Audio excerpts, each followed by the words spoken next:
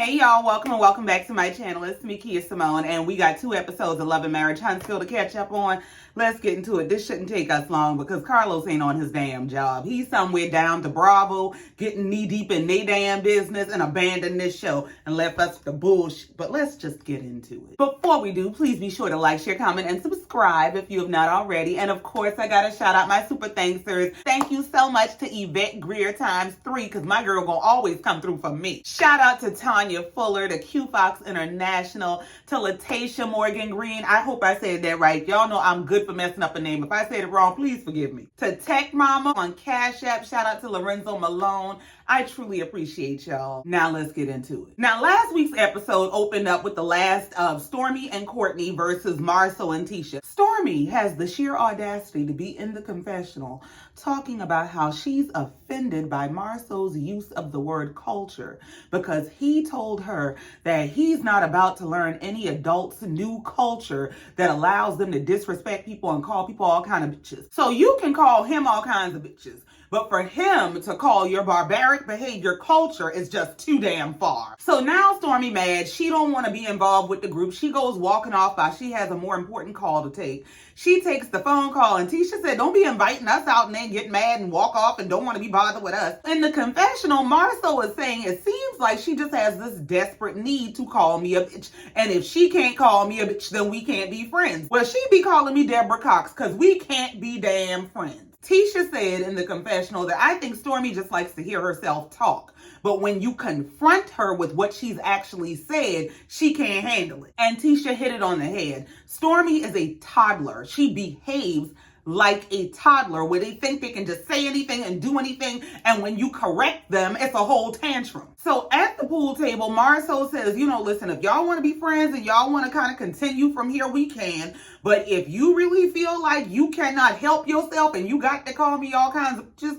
then we can leave it where it's at. Stormi says, well, it's not even really about the name calling for me. It's about the energy. I'm good on the energy. Girl, of course it's not about the name calling for you. You the one calling names. Stormi goes on to say, and to be honest, I was kind of done with the energy the last time that me and Tisha met. Tisha said, you was done with my energy? Tisha said, well, I'm glad you said something. Yeah, because nobody knew. And this is who Stormi is. When she's one-on-one, she's smiling and she's meek and she ain't got a whole bunch to say. As soon as she thinks she has a backup, then she pipes up. Now, the last time she saw Tisha, she was smiling in the lady's face, acting like she was all concerned with her business and this just wasn't a good look for you. And what about the kids and what it overshadowed for them? For you to turn around and wait till y'all are all together on this double date that you asked her to come on the last time that you saw her and say, I was done with her energy that day. Stormi is literally only doing this because she has the protection of her husband. And the irony of it is you pipe up with anybody else and you can't even raise your voice in your house, girl.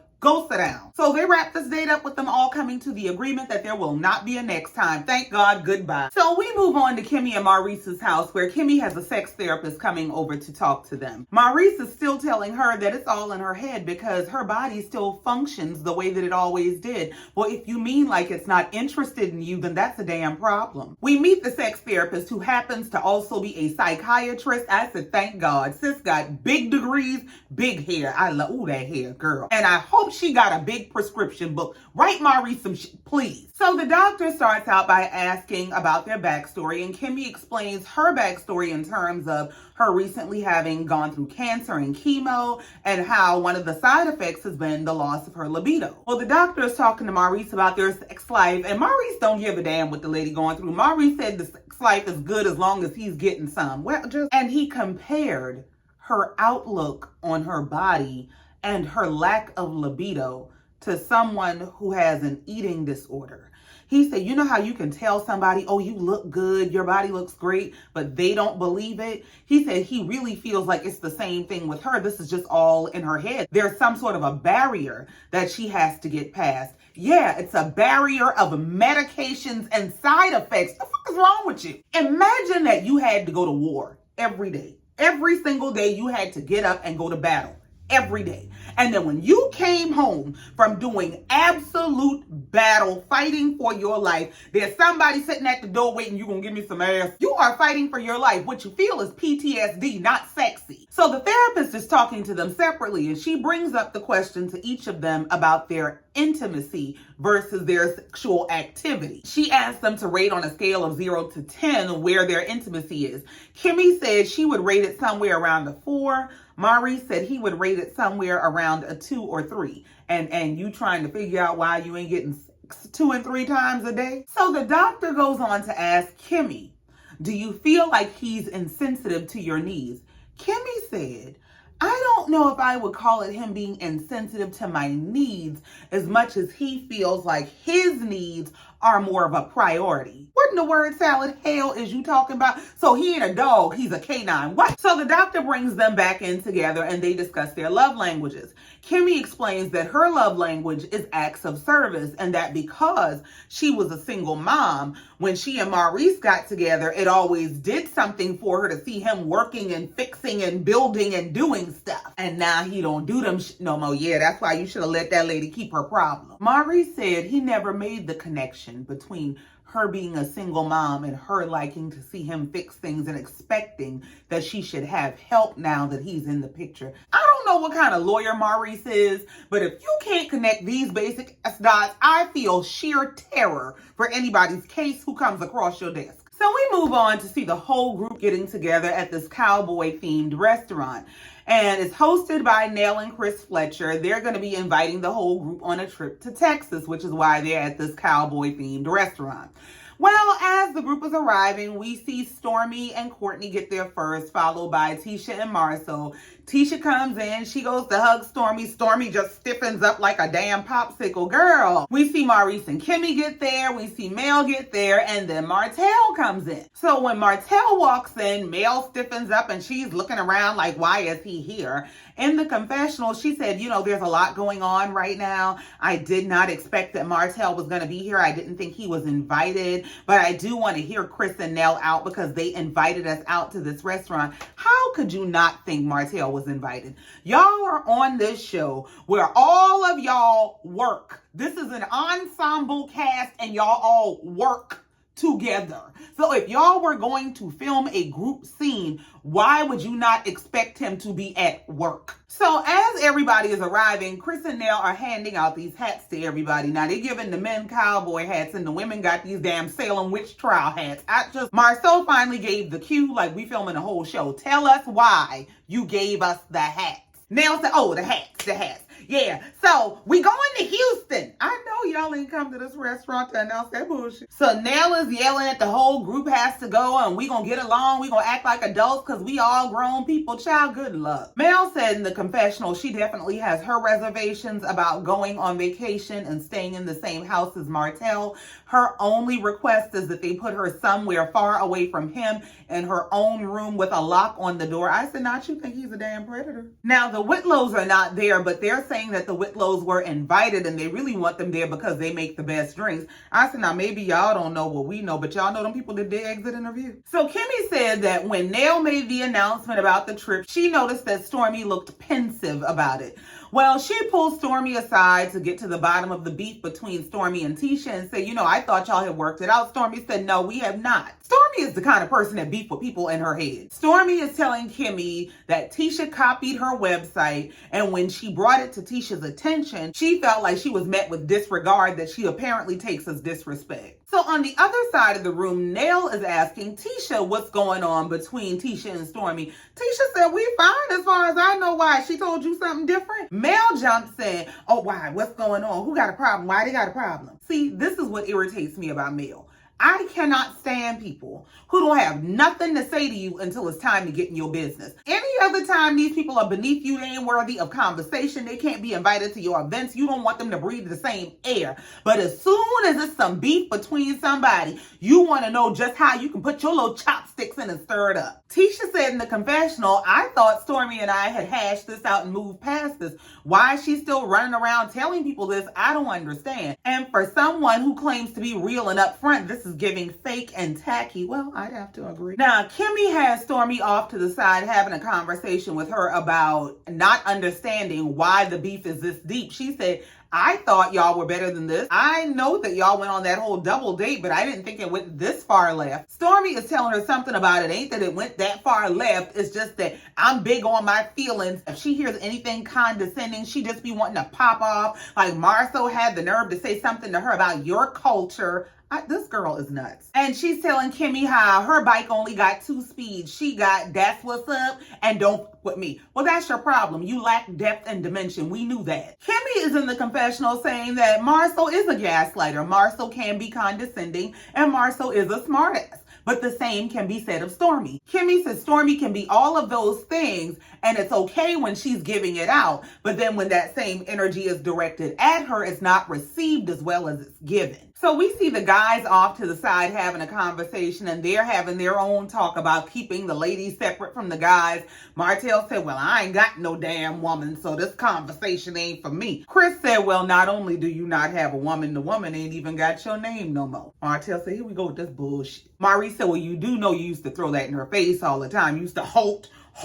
Martell said, well, did she actually legally change it? Chris said, well, she read some legal document at the name change ceremony. Courtney said, damn, she had a ceremony? Marcel said, you went, Chris. Martell said, see, that's what I'm talking about, supporting all that dumb shit. So then we see Nell and Mel off to the side talking, and Nell is asking Mel, how does she feel about the upcoming trip? Mel says she has some concerns about going on the trip. She wants to be kept as far away from Martell as possible with a lock on the door. We understand, girl. I don't know what wood cabin you've been traumatized by, but most modern places have locks on the doors. Mel said if there are any group activities, don't pair me up with him. It's not all fun and games. Nell said we already talked about that. We already figured that out. We know not to pair you up with him. So we move on and they're headed to Houston. So we see them all landing in Houston. The first couple to get there, of course, is Chris and Nell because they're hosting the trip.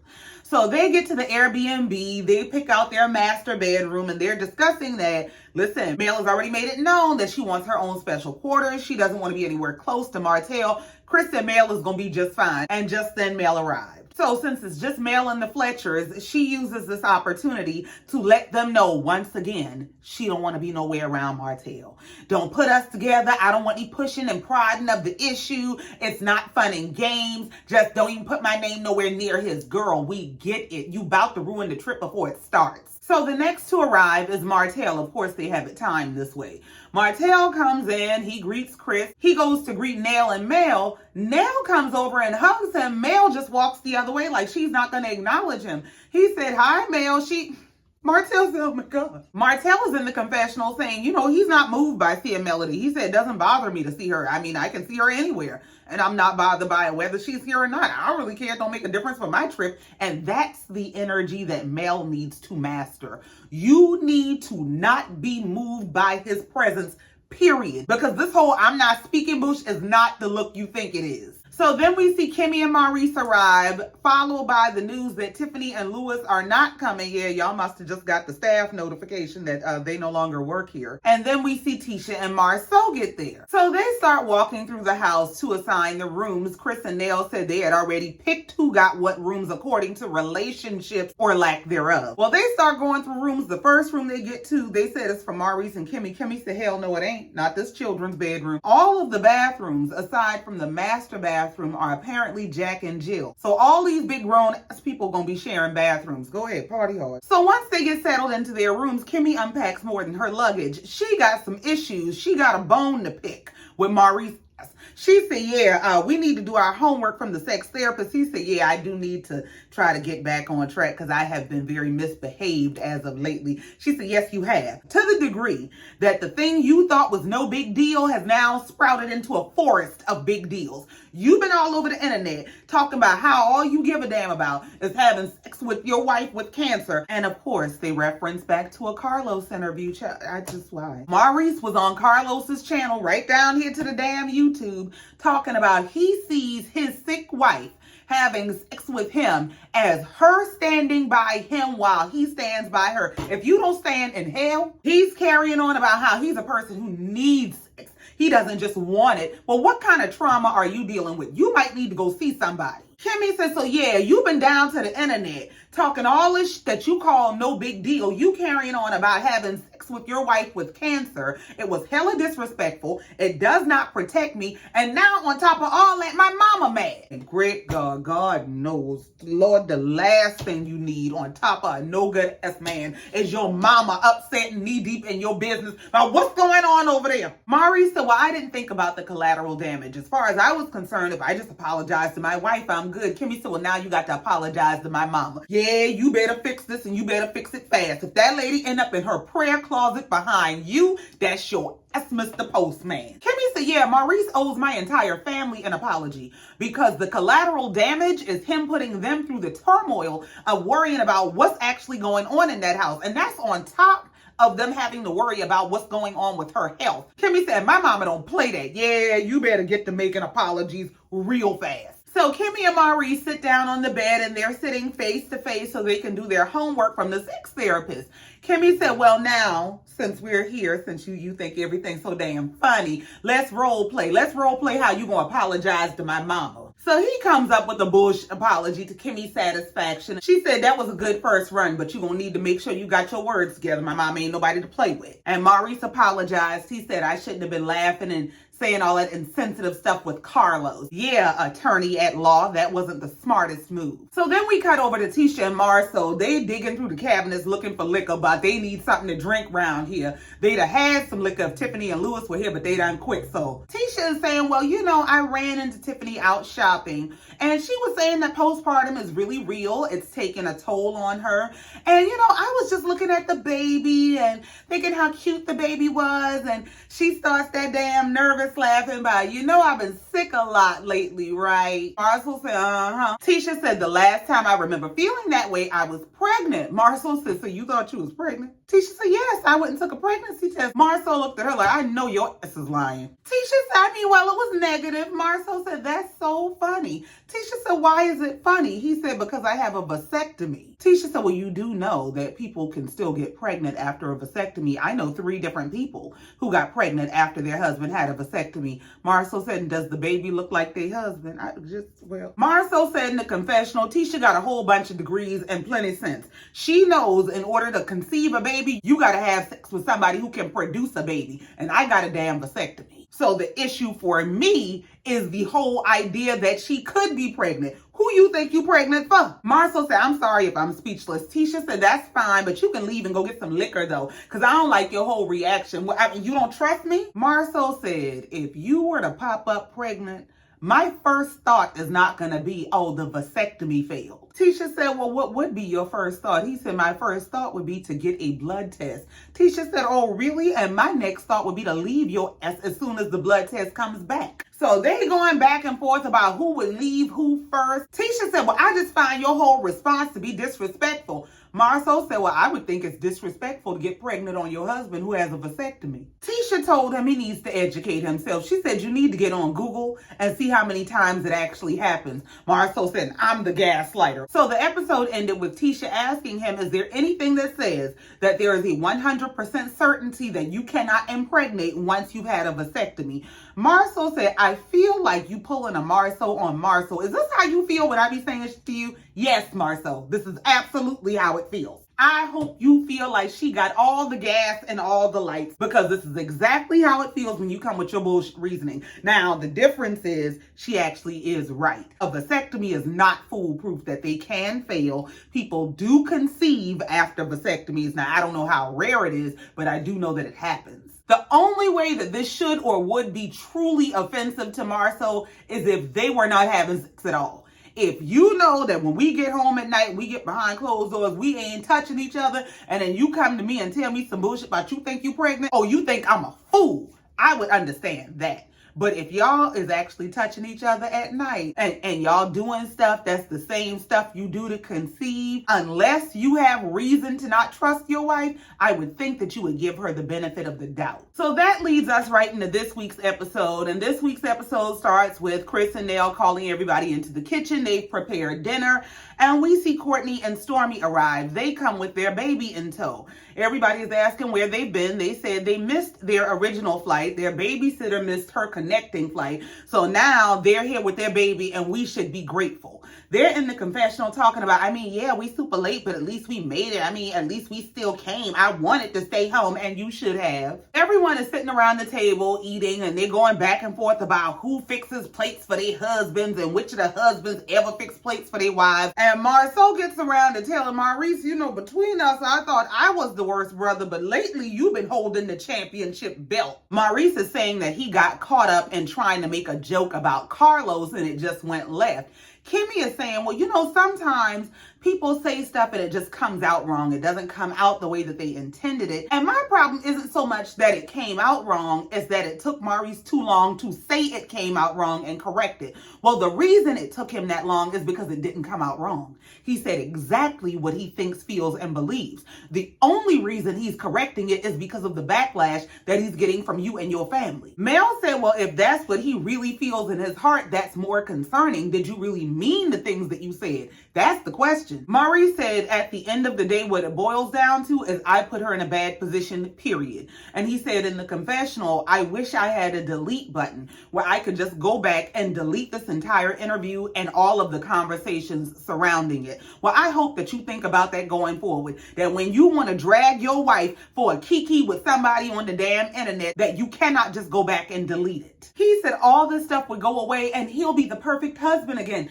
Kimmi just busted out laughing because your ass is delusional. You ain't never been the perfect husband to begin with. She said the whole delete button part, I can agree with. The rest is some bullshit. Now Nell can't help herself. She looks over at Martell, who's wearing a ring, apparently a wedding band on his wedding finger. And she asked him, what is that ring you got on? Tisha said, is that your old wedding band? Nell said, where did you get the ring from, sir? Why do y'all give a damn? Maurice said, answer the question, Martell. Martell said, don't worry about it. I ain't gonna do what you did. I don't know what he did. So Kimmi turns to Mel and she said, is that his old wedding band? Mel said, I don't know. I ain't looked at it. Yeah, that was get back for that little comment you just made about if that's what my husband believe in his heart. Because Kimmi gave her a good nasty side eye when she said that. Martell said the ring is just wishful thinking. Nell said, wishful thinking? What you think, Mel gonna take your ass back? Now, ain't Nell the primary person that Mel went to and said, don't stir up no Mel and Martell, and here she go. Nell is really about to go off the deep end about, no, tell us where you got the ring from. Marcel said, hold on, just stop. This is what we ain't gonna do. We already agreed that there ain't gonna be no Mel and Martell drama, so just stop that bullshit now. When Marcel messy, it's got to be the voice of reason, you a problem. So in the middle of this whole argument, Stormi and Courtney get up. They got to go back to the airport because their babysitter just arrived. Somebody made a joke and said something about they could leave the baby while they go to the airport and Marcel will watch the child or something. Courtney said, hell no, Marcel don't watch his own damn kids. What I'm going to leave mine for? Marcel has this outburst about why do people keep talking about Marcel and babies? Tisha, who all you told? They looking at him like, what is wrong with you? Tisha said, who all I told? What are you talking about, Marcel? About the conversation we had earlier. Here come Mel. What happened, Tisha? You want another baby? You mind your business. Tisha starts explaining to Mel. She said, well, what's been going on is I've been feeling sick. And so I went and took a pregnancy test. Mel said, okay. She said, and I just now told Marcel. The whole table busted out laughing. Mel don't see what's funny. She said, what's wrong with that? Marcel said, I have a vasectomy. Oh. Tisha went off. She said, don't matter, Marcel. It's a shame that if I tell you I'm pregnant or I think I'm pregnant, the first thought that comes to your mind is, oh, she cheated on me. She said, you wouldn't just think maybe the vasectomy failed. He said, well, I got faith in you, but I got more faith in modern science. Not you trust the vasectomy more than your wife. So Kimmi jumps in to try to mediate because both of y'all got a point. But she said, Tisha, he has a vasectomy, so it's not a completely unreasonable thought for him to question where did this pregnancy come from. Mel said exactly right. Kimmi said in the confessional, especially because she is a nurse, she can understand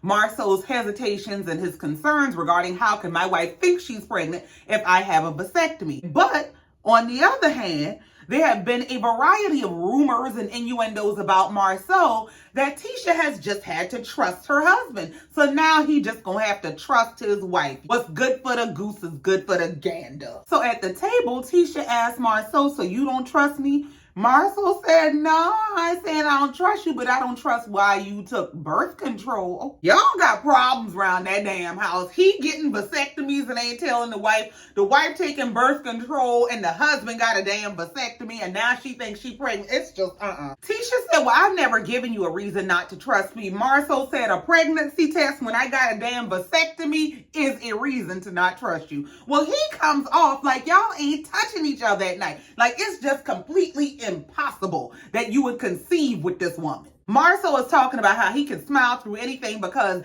he's smiling on the outside, but that ain't how he feels on the inside. How he had vertigo and it was just too much for him to handle earlier. Mel says, see, that's what you're not about to do. You're not about to try to make this a big deal and try to come up with an excuse to have a problem and pick a fight and all kind of stuff. She ain't cheated on you. It's a small percentage of a chance you could have got her pregnant. Now leave her alone. Marcel said, you know, I just cannot believe there are men in the world that believe this and I'm about to be one of them. Marcel said he's praying with everything in him that this is just a crazy moment, and I'm praying that you go play with somebody else. Y'all can make up a bullshit storyline if y'all don't do nothing else. So we move on. We see the ladies go down to the pool. So Nell, Kimmi, and Tisha are there first. Mel comes walking down. Now, it's dark outside, and she has on the darkest pair of shades she can find. She comes walking up. Tisha said, oh, you look like Martell with those glasses on. Mel said, this is what I always wear when I'm coming to the pool or the hot tub.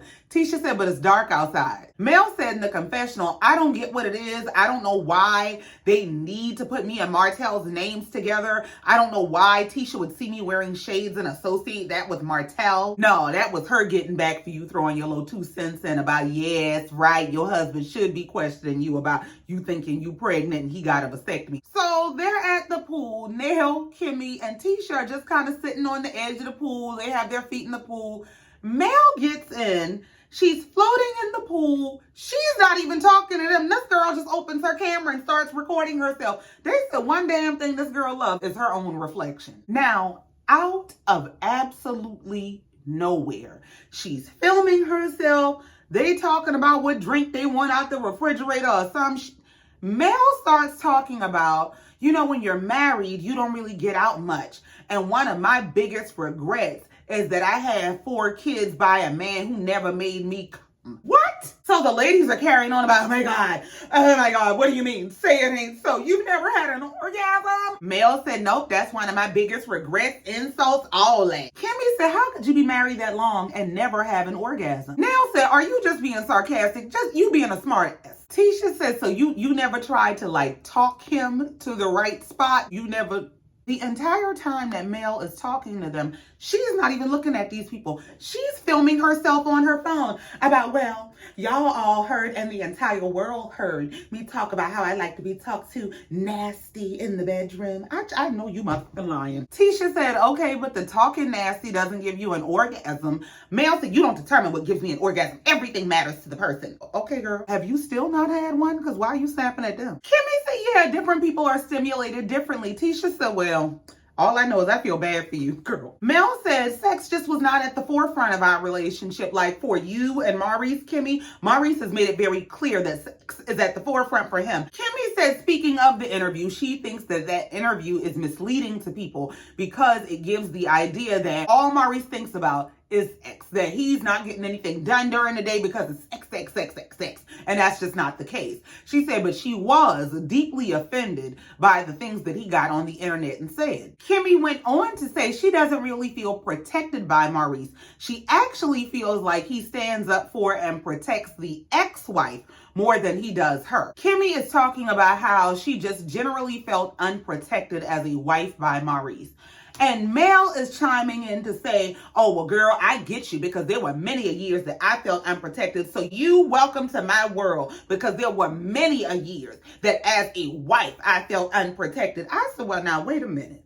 You done laid out this edict in the land that nobody is to mention you and Martell. But here you go about to spill all of your trauma about you and Martell to these women. Just okay. Now, I don't understand what the catalyst is. I don't understand what has stimulated her to feel like she needs to get all this off her chest about Martell. But my thing is, this ain't the flex that you think it is. For you to sit up here and go off about, I had 4 kids by a man that I ain't never had an orgasm from, ma'am, you look crazy. because you were 3 kids in when you came on TV and told us and him that you know he been cheating on you for years. And you went out of your way to have baby number 4 to try to keep the same man who you say ain't been hitting on nothing. Hell, that would have been my out. You mean to tell me you out here showing off your disability? You can't make nothing happen at home and you out here jumping from bed to bed? You gonna have to stay where you play. So I guess they're playing ring around the rosy. Everybody tell your business. So Tisha is talking about how she's going to have to get with Marcel on this whole trust thing because she cannot believe that he would question her when she brought up that she thought she was pregnant. So then we cut over to the guys who are out playing cards and they catching up over the whole Marcel Tisha drama.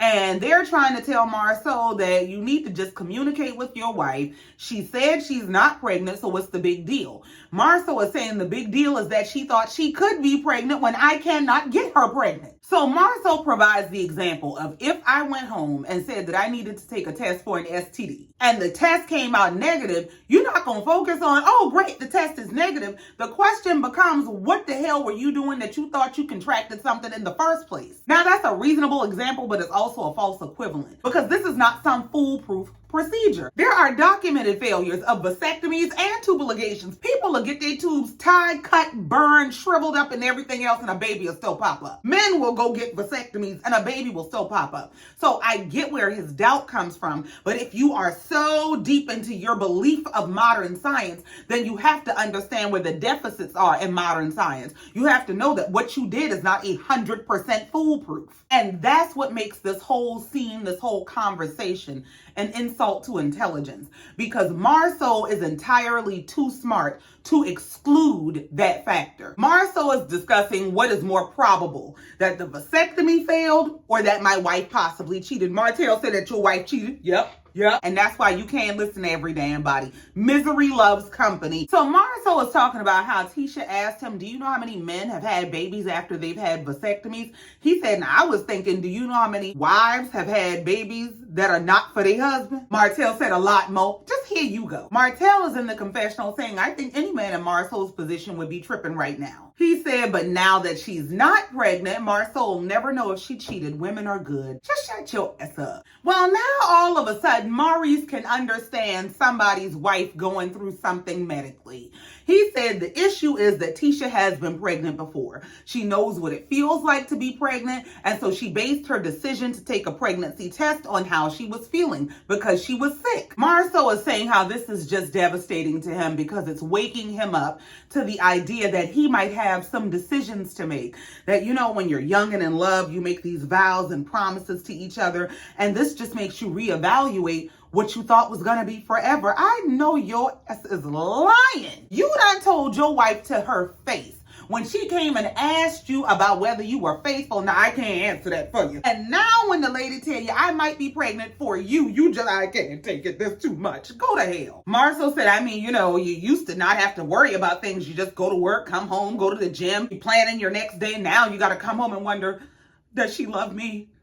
Is it all a lie? If y'all don't find somebody else to write this bullshit script, everybody retreats back to their rooms, and guess whose room we in? Tisha and Marcel. Marcel bring his drunk ass in the room. He come in the room rolling his eyes at Tisha. Tisha said, don't roll your eyes at me. What you rolling your eyes at me for? He said, ain't nobody roll their eyes at you. I just want to go to bed. He kicks off his shoes, got on all the outside clothes with the drink in his hand, but I'm just going to bed. Tisha said, no, we ain't going to bed because you don't go to bed angry or with a miscommunication. Marcel said, but I ain't angry. I'm confused. Tisha said, well, what are you confused about? He said, I'm confused as to how I get to be the person in the wrong in this situation. She said, well, because you said you don't trust me. She said, now, the reason that's a problem is because there have been all kinds of accusations about you. And never once amongst all those accusations did I ever say I don't trust you. Tisha said, you didn't even consider that the vasectomy might not have worked. The first thought in your mind is that I cheated on you, and that's the part that hurts. Marcel said, this is gaslighting at its finest. Lord. Marcel said, you didn't marry the kind of guy that has the level of emotional intelligence that I would think that if my wife tells me she might be pregnant, the first thought that comes to my mind is the vasectomy might have failed. Well, it doesn't require emotional intelligence, Marcel. It requires basic intelligence. All you got to do is go read somewhere that there is a possibility for vasectomies to fail. Look, Tisha said, the one opportunity you had to ride for me like I ride for you, you let me down. And that should tell you a whole lot. Some of these ain't gonna ride for you like you ride for them when that time comes. So they drunk asses is in the room arguing, going back and forth about who do you think I am? No, I want to know who you think I am, because I know who I am. You can hear them all out in the hallway. Maurice finally just come knock on the door. Could y'all please, damn. Lord, when you send me a man, please don't let us be the couple that be on vacation fighting and tearing everything up. So Tisha leaves out the room, but Marcel can sleep in here by himself. Maurice tries to pick up where Marcel left off in the argument, like maybe he can reason with Tisha, and he's trying to explain to her that he's not really accusing you of anything as much as he's considering what the probability is of you getting pregnant. And the probability is higher that you might step out on the marriage than it is for the vasectomy to fail. Well, we know you think that, Maurice. Tisha said no. The symptoms that I was having were the same symptoms that I experienced when I was pregnant. So what I did, like any sensible person, was I started trying to do a process of elimination. The first thing to do is take a pregnancy test and see if you're pregnant. Now that I'm not, I have an appointment with my doctor for my doctor to figure out why I've been sick. You're probably sick of your damn husband, but that's a whole nother conversation. Tisha said, I've never cheated on him. That's just not me. And it's disappointing because why is that the first thing to come to his mind? Because that's what he be doing.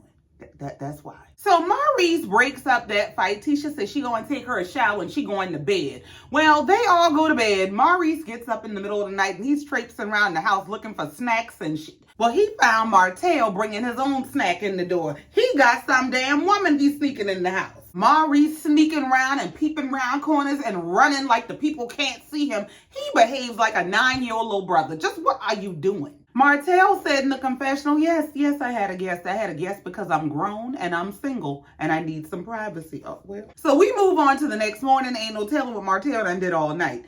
He goes in the room with Marcel and he's checking on him and how y'all doing? Marcel said, I can't speak for y'all. Martell said, what you mean? Marcel said Tisha didn't sleep in the bed last night. She decided she was going to sleep somewhere else. Martell said, y'all carried that shit on all night? He said, you know what? She mad at you for not trusting her. Marcel said, this is what we not going to do. You're not going to play me and make me the bad guy for questioning you taking a pregnancy test. This is game. It's gaslighting 101. Martell said, why do you think that? Why do you think this is game? Did you see some changed behavior? Did she do something that's suspicious? No, it's because it's what he's done for years on end. So he just knows with everything in him that his game is being turned on him. So then we see Kimmi and Tisha getting ready to get their makeup done and they're catching up. Kimmi is asking Tisha, did y'all recover from that last night? Tisha just busts out laughing like, girl, you know better. Tisha is telling Kimmi how she slept in a different room because she ain't got time for Marcel bullshit. They cut back to Marcel talking to Martell, and Martell is asking Marcel, do you really think like she would step out on y'all's marriage? Marcel is saying that his suspicion is driven by the fact that Tisha has been enduring these rumors about him and his infidelity for the last 5 years. He said, now, if you deal with people telling you for 5 years that your husband is doing this, that, and the third, at some point you gonna feel like, well, I don't be no damn fool. Let me go get my lick back. Marcel is worried about the people that are potentially in her DMs telling her, but you know, I never put you through that. Well, here's how you remedy that. Treat your wife well. When you know you are stepping like you supposed to step, you know can't nobody step to her. Here go Martell with his miserable ass, but hey, you ever checked her DMs? Marcel said no. Martell said, well, yeah, you know, she looking good and sound like you looking. Martell is in the confessional about Tisha got a new body. She outside more. The clothes she wearing is a lot skimpier. Yeah, Marcel better be on the lookout. Sounds like he need to be on the lookout for your ass. So Kimmi is explaining to Tisha that, you know, men have a hard time dealing with the whole concept that someone could have potentially been in their stuff. She said they can't handle the idea of cheating. Tisha said, well, neither can I. Tisha is asking Kimmi, so you think I shouldn't be upset with him because I was really upset with him last night? Kimmi said, well, in all honesty, I think you should be open to the idea that any man who's had a vasectomy would naturally question their wife taking a pregnancy test. She said, but I also think that he should get that you've not shown any signs of infidelity, so you might be the 0.1%. Girl. Marcel is telling Martell that once you start catching people in lies, all that happens is they learn to lie better. He said, now I'm not saying that she's a liar, but the probability is much higher that a wife would step out than a vasectomy failing. Well, here's my question. If the tables were turned and her tubes were tied and she popped up pregnant, would you have the same line of thought?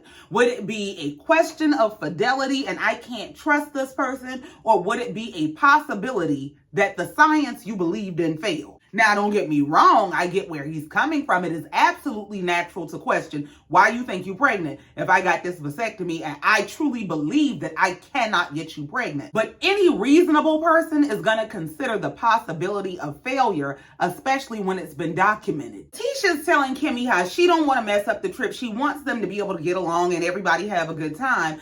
And Martell is asking Marceau, are you going to try to have the same initiative? Are you going to go to your wife and try to hash it out and say, listen, I apologize. I didn't mean to offend you. Marcel said, you must be out your damn mind. Well, damn. So we move on and we see that Chris and Nell are setting up activities for the group.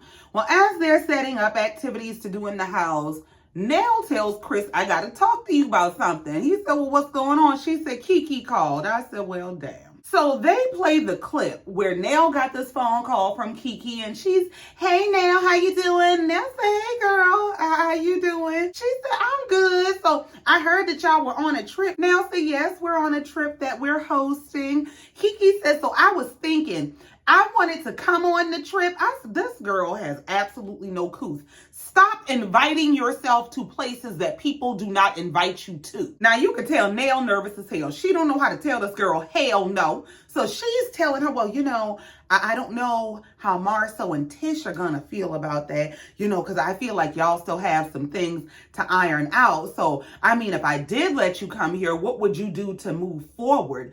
Kiki said, well, there's only one thing I can do, and that's apologize. And the one thing you're doing right now is lying. Every time she weasels her way into the group is under the pretense of she needs to make amends or she needs to apologize or there's some rift. Girl, go to hell. Nell said Kiki called me and she was saying that, you know, she wanted to come here because she felt bad and so she wanted to come here and apologize.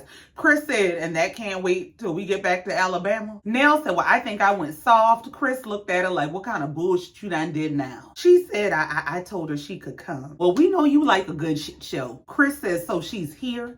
Nell said, yeah, I don't know how it's gonna go. Tish probably gonna be pissed off with me. Chris said, yeah, well, that's probably going in the whole trip. Hope you're happy with yourself. So now Nell is offended because Chris is telling her the truth and she's ready to argue. I mean, so what do I do now? I mean, she's here now. What do I do? Tell her to get back on the plane and go back to Alabama? Well, these are the questions and conversations you should have had before you told that messy maniac to show up. Chris said, yeah, that's exactly what you need to do. She said, really, Fletcher? He said, I'm just telling you. He said, we've been having a wonderful time. That's going to add a lot of salt to it. You knew this was messy and you meant it to be messy, but it's probably Carlos using you to make this move and you just all too willing. Nell said, well, I mean, she wants to be a part of it. She wants to be a part of this team building. Chris said, yeah, well, I'm just telling you, I think it's going to make us look bad and we're kind of new to the group. Nell said, no, we're mentors to everybody in the group. See, this is that bullshit. That whole we're mentors bullshit is some shit to escape accountability. That's so that you can stir shit and start drama and you can be above reproach. Play with somebody else. She said we're mentors to everybody, so we need to be fair to everybody. And she wanted to come and I wanted to include her and you need to support me.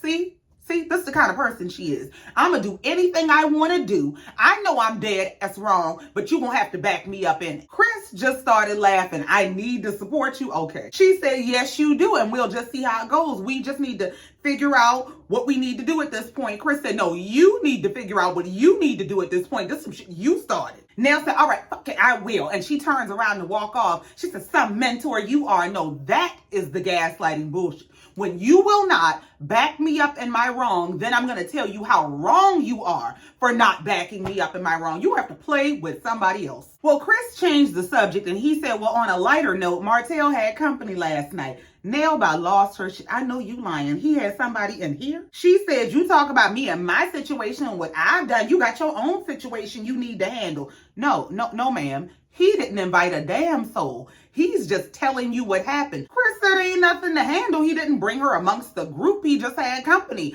Nell said it doesn't matter. He brought her in this house. Girl, ma'am. She said he could have took that somewhere else. This is the house for everyone that was invited here. But hold on.